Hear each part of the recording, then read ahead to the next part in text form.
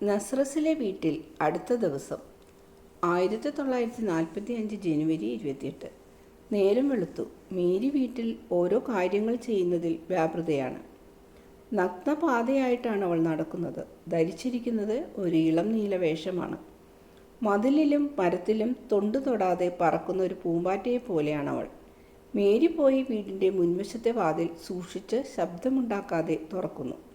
വിജനമായ പാതയിലേക്ക് നോക്കിയിട്ട് കതക് പകുതി തുറന്നിടുന്നു. വീട് വൃത്തിയാക്കുന്നു. കതകും ജനലും തുറന്നിട്ട ശേഷം പണിപ്പുരയിലേക്ക് പോകുന്നു. പണിപ്പുരയിൽ തച്ചൻ പണി ചെയ്യാതെ ആയത് തൊട്ട് മേരി പണിപ്പുരയിലാണ് തറികൾ സൂക്ഷിക്കുന്നത്. തറികളിലൊന്ന് അവൾ സൂക്ഷിച്ചു മൂടി വെക്കുന്നു. ആ തറിയിൽ എന്തോ നെയ്യാൻ തുടങ്ങിയിട്ടേ ഉള്ളൂ. തറി കണ്ടപ്പോൾ എന്തോ ഓർത്ത് മേരി പുഞ്ചിരിക്കുന്നു. മേരി വീണ്ടും തോട്ടത്തിലേക്ക് പോയി. പ്രാവുകൾ വന്ന് അവളുടെ തോളിലിരുന്നു. ആ പക്ഷികൾ ഒരു തോളിൽ നിന്നും മറ്റേ തോളിലേക്ക് പറക്കുകയാണ്. ഇരിക്കാൻ നല്ല സ്ഥാനം നോക്കി കലമ്പൽ കൂട്ടിക്കൊണ്ട് ഭക്ഷണ സാധനങ്ങൾ സൂക്ഷിച്ചിട്ടുള്ള ഒരു ചെറിയ മുറിയിലേക്ക് മേരിയോടൊപ്പം അവ പോകുന്നു.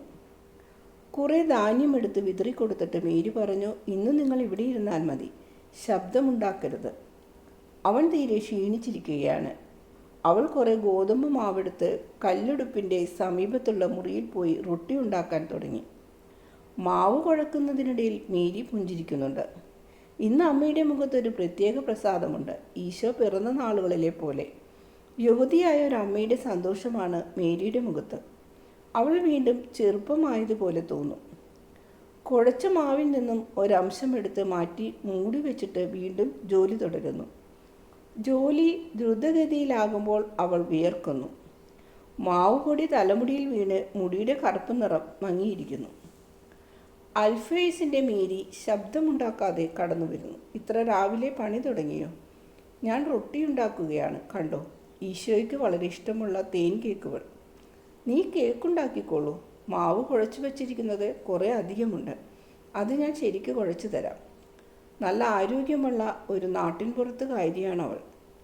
ഉത്സാഹപൂർവ്വം മാവ് കുഴച്ചുകൊണ്ടിരിക്കുന്നു. മേരി വെണ്ണയും തേനും കേക്കിൽ ചേർക്കുന്നു. വട്ടത്തിലുള്ള ഏറെ കേക്കുകൾ ഉണ്ടാക്കി ഒരു ലോഹപാത്രത്തിൽ നിരത്തുന്നു. യൂദാസിനെ ഈ വിവരം എങ്ങനെ അറിയിക്കണമെന്ന് അറിഞ്ഞുകൂടാ. ജെയിംസിന് ധൈര്യം പോരാ. മറ്റുള്ളവരുടെ കാര്യം പറയാനില്ല. അൽഫേസിൻ്റെ മേരി ദീർഘമായി നിശ്വസിച്ചു. സീമോൻ പത്രോസ് മീനും കൊണ്ടുവരും. നമുക്ക് പത്രോസിനെ യൂദാസിൻ്റെ അടുത്തയക്കാം. പോകാൻ അയാൾ തയ്യാറാകുമോ? സീമോൻ ഒരിക്കലും പറ്റില്ല എന്ന് എന്നോട് പറയില്ല. നിങ്ങൾക്ക് ഈ ദിവസം സമാധാനം, ഈശോ അവരുടെ മുമ്പിൽ വന്നിട്ട് പറഞ്ഞു. ഈശോയുടെ സ്വരം കേട്ട് ഇരു സ്ത്രീകളും ഞെട്ടുന്നു. നീ ഇത്ര വേഗം എഴുന്നേറ്റോ? എന്തിനിപ്പോൾ എഴുന്നേൽക്കുന്നു? വേണ്ടത്ര ഉറങ്ങട്ടെ എന്ന് ഞാൻ കരുതി. അമ്മേ, തൊട്ടിലിൽ കിടന്നുറങ്ങുന്ന ഒരു ശിശുവിനെ പോലെ ഞാനും ഉറങ്ങി. അമ്മ ഉറങ്ങിയതേ ഇല്ലെന്ന് തോന്നുന്നല്ലോ. നീ ഉറങ്ങുന്നത് ഞാൻ നോക്കിയിരുന്നു. നീ ഒരു കൊച്ചു കുഞ്ഞായിരുന്നപ്പോൾ ഞാൻ അങ്ങനെ ചെയ്യുമായിരുന്നു. നീ ഉറക്കത്തിൽ പുഞ്ചിരിക്കുമായിരുന്നു. ദിവസം മുഴുവനും ഒരു മുത്തുപോലെ ആ പുഞ്ചിരി ഞാൻ എൻ്റെ ഹൃദയത്തിൽ സൂക്ഷിക്കുമായിരുന്നു. പക്ഷേ കഴിഞ്ഞ രാത്രി നീ ഉറക്കത്തിൽ പുഞ്ചിരിച്ചില്ല. മനോവേദന അനുഭവിക്കുന്ന ഒരാളെ പോലെ നീ നെടുവീർപ്പിട്ടുകൊണ്ടിരുന്നു. ഉള്ള നൊമ്പരപ്പെട്ടുകൊണ്ട് മേരി പറഞ്ഞു, അമ്മേ, ഞാൻ ക്ഷീണിച്ചു പോയി. ലോകം ഈ വീട് പോലെയല്ല. സത്യസന്ധതയും സ്നേഹവും മാത്രം വാഴുന്ന ഈ വീട്.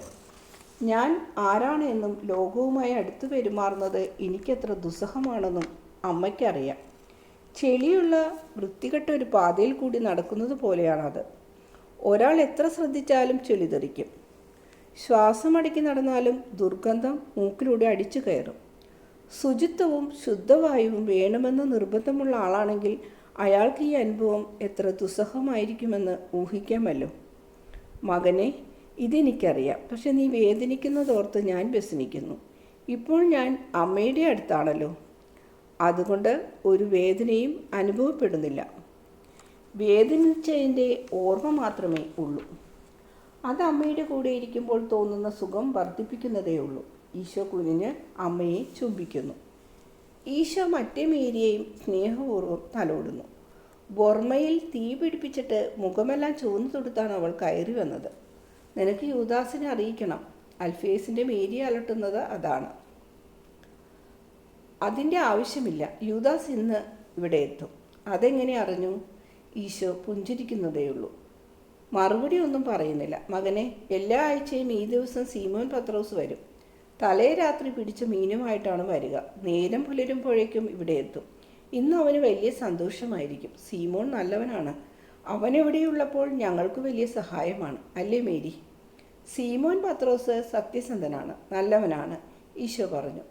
അമ്മേ, താമസിയാതെ കാണാൻ പോകുന്ന മറ്റേ സീമോനുണ്ടല്ലോ, അവനും ആർദ്രഹൃദയനാണ്.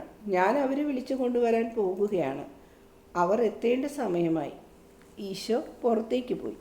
റൊട്ടി അപ്പക്കൂട്ടിൽ വെച്ചിട്ട് സ്ത്രീകൾ രണ്ടുപേരും വീട്ടിനുള്ളിലേക്ക് പോന്നു. മേരി ചെരിപ്പിട്ട് മഞ്ഞുപോലെ വെളുത്തൊരു വേഷവും അണിഞ്ഞ് തിരിച്ചു വന്നു. കുറച്ചു സമയം കഴിഞ്ഞു അതിഥികൾ വരുന്നത് കാത്തിരിക്കുകയാണ്. അതിനിടെ അൽഫേസിൻ്റെ മേരി പറഞ്ഞു, ആ ജോലി തീർക്കാൻ നിനക്ക് സമയം കിട്ടിയില്ല അല്ലേ? താമസിയാതെ അത് തീർക്കാം. തലക്ക് ഭാരം കൂട്ടാതെ തണലത്ത് നടക്കുന്ന സുഖം എൻ്റെ ഈശോയ്ക്കുണ്ടാവും. കതകിനിട്ട് പുറത്തുനിന്ന് ആരോ തള്ളുന്നു. അമ്മ, എൻ്റെ കൂട്ടുകാരെത്തിക്കഴിഞ്ഞു, അകത്തേക്ക് വരൂ. ശിഷ്യന്മാരും ആട്ടിടിയന്മാരും ഒന്നിച്ച് വീട്ടിനുള്ളിലേക്ക് കടന്നു. ഈശോ 2 ആട്ടിടിയന്മാരുടെ തോളിൽ പിടിച്ച് അവരെ അമ്മയുടെ മുമ്പിലേക്ക് കൊണ്ടുപോയി.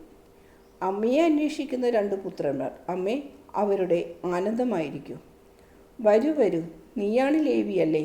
നിന്നെ എനിക്കറിയില്ല, പക്ഷേ പ്രായം കൊണ്ട് ഈശോ പറഞ്ഞതനുസരിച്ച് നീ ജോസഫ് ആയിരിക്കണം. ആ പേര് ഈ വീട്ടിൽ മധുരവും പരിപാവനവുമാണ്. വരൂ വരൂ, സന്തോഷത്തോടു കൂടി ഞാൻ പറയുന്നു. എൻ്റെ വീട് നിങ്ങൾക്ക് സ്വാഗതം അരുളുന്നു. ഒരമ്മ നിങ്ങളെ ആശ്ലേഷിക്കുന്നു. കാരണം നിങ്ങളുടെ പിതാവിലൂടെ നിങ്ങൾ എൻ്റെ കുഞ്ഞാടിനോട് കാട്ടിയ സ്നേഹം ഞാൻ എന്നും ഓർമ്മിക്കും. എന്തു പറയണമെന്നറിയാതെ ഇടയന്മാർ സ്തംഭിച്ചു നിൽക്കുകയാണ്. ദൈവികമായ ഒരു കാഴ്ച കണ്ടതുപോലെ അവർ ആനന്ദത്തിൽ മുഴുകി നിൽക്കുകയാണ്. ഞാനാണ് മേരി. നിങ്ങൾ കണ്ടത് സന്തുഷ്ടയായ അമ്മയെ ആണ്. ഇന്ന് ഞാൻ അത് തന്നെ. കൂടാതെ എൻ്റെ മകൻ, അവനോട് വിശ്വസ്തത പാലിക്കുന്നവരുടെ ഇടയിൽ നിൽക്കുന്നത് കൊണ്ടും ഞാൻ സന്തോഷിക്കുന്നു. അമ്മേ, ഇതാണ് സൈമൺ. നീ നല്ലവനായതുകൊണ്ട് അനുഗ്രഹത്തിന് അർഹനായി. എനിക്കറിയാം, ദൈവത്തിൻ്റെ അനുഗ്രഹം എല്ലായ്പ്പോഴും നിൻ്റെ കൂടെ ഉണ്ടായിരിക്കട്ടെ. ലോകത്തിൻ്റെ രീതികൾ കുറേയെല്ലാം മനസ്സിലാക്കിയിട്ടുള്ള സൈമൺ നെഞ്ചത്ത് കൈകൾ കോർത്തു പിടിച്ച് താണു തൊഴുതുകൊണ്ട് പറഞ്ഞു, അനുഗ്രഹത്തിൻ്റെ അമ്മേ, ഞാൻ അമ്മയെ നമസ്കരിക്കുന്നു. ഞാനിപ്പോൾ വെളിച്ചം കണ്ടു, അമ്മയെയും കണ്ടു. അമ്മ ചന്ദ്രനേക്കാൾ സൗമ്യവതിയാണ്. നിങ്ങളെ കണ്ടതിൽ പിന്നെ നിത്യപിതാവിനോട് വേറൊന്നും ഞാൻ യാചിക്കില്ല. ഇതാണ് കറിയോത്തിൽ നിന്നുള്ള യൂദാസ്. എനിക്കൊരമ്മയുണ്ട്. അമ്മയോടുള്ള എൻ്റെ സ്നേഹം അങ്ങയോട് തോന്നുന്ന സ്നേഹ ആദരങ്ങൾക്ക് മുമ്പിൽ നിഷ്പ്രഭമാകുന്നു. വേണ്ട, എന്നോടിതൊന്നും തോന്നണ്ട. ഈശോയോട് തോന്നിയാൽ മതി. ഈശോ ഉള്ളത് കൊണ്ടാണ് ഞാനുള്ളത്. എനിക്കായിട്ടൊന്നും വേണ്ട. എന്തെങ്കിലും ഞാൻ ചോദിച്ചാൽ അത് ഈശോയ്ക്ക് വേണ്ടിയാണ്. നീ നിങ്ങളുടെ പട്ടണത്തിൽ ഈശോയെ എങ്ങനെ ബഹുമാനിച്ചു എന്ന് എനിക്കറിയാം. ഞാൻ നിന്നോട് പറയുന്നു, ഈശോ ഏറ്റവും അധികം ബഹുമാനിക്കപ്പെടുന്ന സ്ഥലം നിൻ്റെ ഹൃദയത്തോടു കൂടി ഞാൻ നിന്നെ അനുഗ്രഹിക്കും. എൻ്റെ ഹൃദയം അങ്ങയുടെ മകൻ്റെ പാദങ്ങൾക്കിടയിലാണ്. ആ പാദങ്ങൾ എന്നെ ചവിട്ടിമെതിക്കുന്നത് എനിക്കൊരാനന്ദമാണ്. മരണത്തിന് മാത്രമേ എൻ്റെ വിശ്വസ്തതയെ നശിപ്പിക്കാൻ കഴിയൂ. അമ്മേ, ഇതാണ് നമ്മുടെ ജോൺ. നീ എൻ്റെ ഈശോയുടെ കൂടെയുണ്ട് എന്ന് കേട്ടപ്പോൾ തൊട്ട് ഞാൻ സമാധാനമായി കഴിയുന്നു. എനിക്ക് നിന്നെ അറിയാം. നീ എൻ്റെ മകൻ്റെ കൂടെയുണ്ട് എന്നോർക്കുമ്പോൾ എൻ്റെ മനസ്സ് സ്വസ്ഥമാകും. ഞാൻ നിന്നെ അനുഗ്രഹിക്കുന്നു. നിനക്ക് എൻ്റെ സമാധാനം. മേരി അവനെ ചുംബിക്കുന്നു. പുറത്ത് പത്രോസിൻ്റെ പരിപരുത്ത സ്വരം കേൾക്കാം. അതാ പാവം സീമോൻ വരുന്നു. കുശലം അന്വേഷിക്കാനാണ് വരുന്നത്. പിന്നെ പത്രോസ് അകത്തു കടന്നു. സംസാരശക്തി നഷ്ടപ്പെട്ടവനെ പോലെ അയാൾ നിന്നു. തോളിൽ തൂങ്ങിക്കിടന്ന വട്ടത്തിലുള്ള കുട്ട നിലത്തിട്ടിട്ട് മുട്ടുമേൽ നിന്നുകൊണ്ട് പറഞ്ഞു, നിത്യനായ കർത്താവേ, അങ്ങ് എന്നോടിത് ചെയ്യരുതായിരുന്നു. അങ്ങ് ഇവിടെ വന്നിട്ട് പാവപ്പെട്ട സീമോനെ ഇക്കാര്യം അറിയിച്ചില്ല. ഗുരു, ദൈവം അങ്ങേ അനുഗ്രഹിക്കട്ടെ. എനിക്ക് സന്തോഷമായി. അങ്ങയെ കാണാതെ ഇനി ഒട്ടും മുമ്പോട്ട് പോകാനില്ല എന്ന നിലയിലാണ് ഞാൻ. അവൻ ഈശോയുടെ കൈ തലോടുകയാണ്. സീമോൻ, എഴുന്നേൽക്കൂ. എഴുന്നേൽക്കാനല്ലേ പറഞ്ഞത് എന്ന് ഈശോ ആവർത്തിച്ച് പറയുന്നത് അവൻ ശ്രദ്ധിക്കുന്നില്ല. ഞാൻ എഴുന്നേൽക്കാം. എന്നാലും പയ്യനെ, ജോണാണ് പയ്യൻ. നിനക്കെങ്കിലും എന്നോട് വന്ന് പറയാമായിരുന്നില്ലേ? ഇപ്പോൾ ഒരു കാര്യം ചെയ്യൂ. ഓടിപ്പോയി കഫർനാമിലുള്ളവരോട് പറയൂ. ആദ്യം യൂദാസിൻ്റെ വീട്ടിലുള്ളവരോട്, സ്ത്രീയെ, നിങ്ങളുടെ മകൻ ഇപ്പോഴിങ്ങെത്തും. ഒന്ന് വേഗമാകട്ടെ. നീ ഒരു മുയലാണെന്ന് സങ്കല്പിക്കൂ. പിറകെ വേട്ടപ്പട്ടികൾ. അപ്പോൾ വേഗം ഓടും. ജോൺ ചിരിച്ചുകൊണ്ട് പോകുന്നു. പത്രോസ് അവസാനം എഴുന്നേറ്റു. ഈശോയുടെ മെലിഞ്ഞ കൈകൾ അയാളുടെ നീളം കുറഞ്ഞ ശക്തമായ കൈകളിൽ തന്നെയാണ്. ഞരമ്പുകൾ പിടഞ്ഞെഴുന്നേറ്റ് നിൽക്കുന്ന കൈകൾ. ഈശോയുടെ കൈവിടാതെ പത്രോസ് ആ കൈ ചുംബിക്കുന്നു. നിലത്തിരിക്കുന്ന കുട്ടയിലെ മീൻ ആരെയെങ്കിലും ഏൽപ്പിച്ചു കൊടുക്കാൻ സാധ്യമല്ല. ഞാൻ അങ്ങയെ നിഴലുപോലെ പിന്തുടരും. നങ്കുരത്തോടൊപ്പം കയറു പോകുന്നത് പോലെ ഞാൻ അങ്ങയുടെ കൂടെ പോകും. ഗുരു, അങ്ങ് എവിടെയാണ്? അങ്ങ് എവിടെയായിരിക്കുമോ? എന്തു ചെയ്യുകയാണാവോ? ആ പയ്യൻ ജോൺ ഗുരുവിനെ വേണ്ട പോലെ അന്വേഷിക്കുമോ? എന്തോ ഈശോ അതിരുകവിഞ്ഞ് ക്ഷീണിക്കാതെ അവൻ നോക്കുമോ? ഗുരുവിന് ആഹാരമുണ്ടെന്ന് ഉറപ്പ് വരുത്തുമോ? ഇങ്ങനെയെല്ലാം ഞാൻ സ്വയം ചോദിച്ചു കൊണ്ടിരുന്നു. എനിക്കങ്ങയെ അറിയാം. അങ്ങ് മെലിഞ്ഞുപോയി. തീർച്ചയായും മെലിഞ്ഞിട്ടുണ്ട്. ജോൺ അങ്ങയെ വേണ്ടതുപോലെ അന്വേഷിച്ചില്ല. അത് ഞാൻ അവനോട് തുറന്നു പറയും. ഗുരു, അങ്ങ് എവിടെയായിരുന്നു? അങ്ങൊന്നും പറയുന്നില്ലല്ലോ. നീ ഒന്ന് നിർത്തിയിട്ട് വേണ്ടേ ഞാൻ എന്തെങ്കിലും പറയാൻ? അത് നേരാണ്. അങ്ങയെ കാണുമ്പോൾ പുതിയ വീഞ്ഞു കുടിച്ചതുപോലെയാണ്. മണം കേട്ടാൽ തലയ്ക്ക് പിടിക്കും. ഓ എൻ്റെ ഈശോ! സന്തോഷം കൊണ്ട് പത്രോസിൻ്റെ കണ്ണുകൾ നിറഞ്ഞു. നിന്നെ കാണാൻ പറ്റാത്തതിൽ എനിക്ക് വിഷമമുണ്ടായിരുന്നു. ഞാൻ കൂട്ടുകാരോടൊപ്പമായിരുന്നെങ്കിലും നിങ്ങളെയെല്ലാം കാണാത്തതിൽ വിഷമം തോന്നി. പത്രോസേ, ഞാനൊരു ശിശുവായിരുന്നപ്പോൾ തൊട്ട് എന്നെ സ്നേഹിച്ച 2 പേരാണിവർ. സ്നേഹിക്കുക മാത്രമല്ല, എന്നെ പ്രതി ഏറെ സഹിക്കുകയും ചെയ്തു. ഞാൻ കാരണം അച്ഛനും അമ്മയും നഷ്ടപ്പെട്ട ഒരുവനാണിവൻ. പക്ഷേ ഇപ്പോൾ ഇവന് ധാരാളം സഹോദരന്മാരുണ്ട്. നിങ്ങളെല്ലാവരും അവൻ്റെ സഹോദരന്മാരാണ്, അല്ലേ? ഗുരു, തീർച്ചയായും അതെ. ഏതെങ്കിലും കാരണവശാൽ ചെകുത്താൻ അങ്ങയെ സ്നേഹിച്ചാൽ ഞാൻ അവനെയും സ്നേഹിക്കും. അങ്ങയെ അവൻ സ്നേഹിക്കുന്നു എന്ന ഒറ്റ കാരണത്തിന്. നിങ്ങളും പാവങ്ങളാണല്ലോ. അപ്പോൾ നമ്മൾ ഒരുപോലെയാണ്. ഇവിടെ വരൂ, ഞാൻ നിങ്ങളെ ആശ്ലേഷിക്കട്ടെ. ഞാൻ ഒരു മീൻപിടുത്തക്കാരനാണ്. എന്നാലും എൻ്റെ ഹൃദയം ഒരു പ്രാവീണ്യത്തിനേക്കാൾ മാർദ്ദവമുള്ളതാണ്. ഞാൻ ആത്മാർത്ഥമായി പെരുമാറുകയുള്ളൂ. എൻ്റെ പെരുമാറ്റം പരിക്കിനാണെങ്കിൽ നിങ്ങളത് കാര്യമായി എടുക്കരുത്.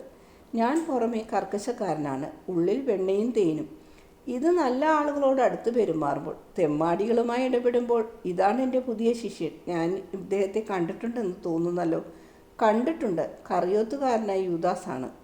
ആ നഗരത്തിൽ നിങ്ങളുടെ ഈശോയെ സ്വാഗതം ചെയ്യാനും ബഹുമാനിക്കാനും ഇടയാക്കിയത് ഇയാളാണ്. നിങ്ങൾ പരസ്പരം സ്നേഹിക്കണമെന്ന് ഞാൻ പ്രത്യേകം ഓർമ്മിപ്പിക്കുന്നു. നിങ്ങളെല്ലാവരും കർത്താവിൽ സഹോദരന്മാരാണ്. ഞാൻ അയാളോട് അങ്ങനെ പെരുമാറും. ഇങ്ങോട്ട് അങ്ങനെ ആയാൽ മതി. പത്രോസ് യൂദാസിനെ സൂക്ഷിച്ചു നോക്കുന്നു. കപടതയില്ല, ഒരു മുന്നറിയിപ്പ് പോലുള്ള നോട്ടം. ഞാൻ തുറന്നു പറയാമല്ലോ, എന്നെ ശരിക്കും മനസ്സിലാക്കിക്കൊള്ളട്ടെ എന്ന് വെച്ച് പറയുകയാണ്. യൂദയാക്കാരെപ്പറ്റി എനിക്ക് വലിയ മതിപ്പില്ല, പ്രത്യേകിച്ചും ജെറുസലേം നിവാസികളെപ്പറ്റി. ഞാനുള്ളത് പറയുകയാണ്. യൂദയാക്കാരെപ്പറ്റി എനിക്കുള്ള അഭിപ്രായമെല്ലാം മാറ്റിവെച്ചിട്ട് ഗുരുവിൻ്റെ ശിഷ്യനായ ഒരു സഹോദരനെ മാത്രം നിന്നിൽ കാണാൻ ഞാൻ ആഗ്രഹിക്കുന്നു. എൻ്റെ മനസ്സ് മാറാതിരിക്കാൻ, എൻ്റെ തീരുമാനത്തിന് ഇളക്കം തട്ടാതിരിക്കാൻ എന്താണ് ചെയ്യേണ്ടത് എന്ന് വെച്ചാൽ അത് നീ ചെയ്യണം. സീമോനെ, എന്നെപ്പറ്റി നിനക്ക് ഇത്തരം മുൻവിധികളുണ്ടോ? സൈമൺ പുഞ്ചിരിച്ചുകൊണ്ട് ചോദിച്ചു. നിന്നെ ഞാൻ കണ്ടിട്ടില്ലല്ലോ. നിന്നെപ്പറ്റിയോ? ഇല്ല. നിന്റെ മുഖത്ത് സത്യസന്ധത തെളിഞ്ഞു കാണാം. ഒരു മൺകുടത്തിൽ നിന്നും സുഗന്ധതൈലത്തിൻ്റെ സൗരഭ്യം പോലെ നിന്റെ ഹൃദയത്തിൽ നിന്നും നന്മ പുറത്തേക്ക് പ്രസരിക്കുന്നു. മാത്രമല്ല, നീ പ്രായമായ ഒരു മനുഷ്യനാണ്. അതെപ്പോഴും ഒരു നല്ല കാര്യമല്ല. ചിലപ്പോൾ പ്രായമാകും തോറും വക്രതയും വർദ്ധിച്ചു വരും. പക്ഷേ നിന്നെപ്പോലുള്ളവർ വീഞ്ഞു പോലെയാണ്. വർഷങ്ങൾ കടന്നു പോകുമ്പോൾ അവർ കൂടുതൽ നല്ലവരാകുന്നു, കൂടുതൽ പരിശുദ്ധരാകുന്നു. നീ പറഞ്ഞത് നേരാണ്, ഈശോ പറഞ്ഞു. വരൂ, സ്ത്രീജനങ്ങൾ നമുക്ക് വേണ്ടി പണിയെടുക്കുമ്പോൾ നമുക്ക് ഈ മരങ്ങളുടെ തണലിൽ അല്പം ഇരിക്കാം. സ്നേഹിതന്മാരോടൊത്ത് സമയം ചെലവഴിക്കുക എത്ര സന്തോഷകരമാണ്. ഇനി നാം എല്ലാവരും കൂടി ഗലീലിയയിൽ യാത്ര ചെയ്യും. ഗലീലിക്കകത്ത് അപ്പുറത്തു പോകും. എല്ലാവരുമില്ല. വേലിക്ക് അമ്മയെ കണ്ട് തൃപ്തിയായി. ഇനി അവൻ ഏലിയാസിൻ്റെ അടുത്ത് മടങ്ങിപ്പോകണം. മേരിയുടെ സ്നേഹാന്വേഷണങ്ങൾ ഏലിയാസിനെ അറിയിക്കണം. അങ്ങനെയല്ലേ അമ്മേ? അവനെയും ഐസക്കിനെയും മറ്റുള്ളവരെയും ഞാൻ അനുഗ്രഹിക്കുന്നു. എൻ്റെ കുഞ്ഞിൻ്റെ കൂട്ടുകാരായ നിങ്ങളുടെ അടുത്തേക്ക് ഞാൻ വരുന്നുണ്ട്. എന്നെ അവിടെ കൊണ്ടുവരാമെന്ന് എനിക്ക് ഈശോ വാക്ക് തന്നിട്ടുണ്ട്. ഞാനും വരും. ഗുരു, ലാസറിന് കൊടുക്കാൻ ഒരു കത്ത് ലേവിയെ ഏൽപ്പിക്കണമെന്നുണ്ട്. കത്തിൽ പറയുന്ന കാര്യം അങ്ങേക്കറിയാമല്ലോ. സൈമൺ, കത്ത് തയ്യാറാക്കൂ. ഇന്ന് മുഴുവൻ നമുക്ക് ഉത്സവമാണ്. ലേവി നാളെ വൈകുന്നേരമേ പോകൂ. സാപത്തിന് മുമ്പ് അവിടെ എത്താൻ കഴിയും. കൂട്ടുകാരെ, വരൂ. വൃക്ഷങ്ങൾ നിറഞ്ഞ അടുക്കളത്തോട്ടത്തിലേക്ക് അവർ പോയി. ഇവിടെ ദർശനം അവസാനിക്കുന്നു.